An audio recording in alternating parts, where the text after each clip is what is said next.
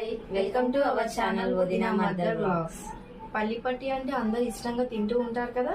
ఇంట్లోనే టేస్టీగా ఈజీగా పల్లిపట్టి తయారు చేసేసుకుందాం కదండి. పల్లీలు 1 kg, బెల్లం 1 kg, ఇలాచీ పౌడర్, పుట్నాలు 100 grams.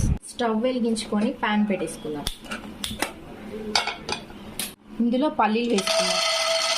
పల్లీలని రోస్ట్ చేసుకుందాం. ఇలా రోస్ట్ చేసిన పల్లీలని కాసేపు చల్లారనిద్దాం. బెల్లాన్ని ఇలా తురిమి పెట్టుకుందాం. ఇలా చల్లారిన పల్లీలని క్లీన్ చేసి ఇలా పెట్టుకుందాం. కేజీ బెల్లంలో 50 grams బెల్లం తీసేసి షుగర్ 50 grams యాడ్ చేశాను. ఇందులో ఒక చిన్న గ్లాస్ వాటర్ పోసుకొని పొయ్యి మీద పెట్టేసుకుందాం. ఇలా బెల్లాన్ని కరిగించుకుందాం.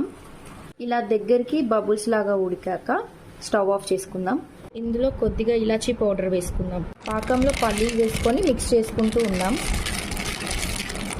ఇందులో పుట్నాలు కూడా వేసుకుందాం. వేసి మిక్స్ చేద్దాం.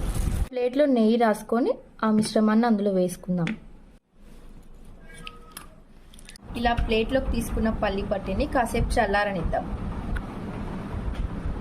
పల్లిపట్టి రెడీ అయిపోయింది. టేస్ట్ చేసేద్దామా?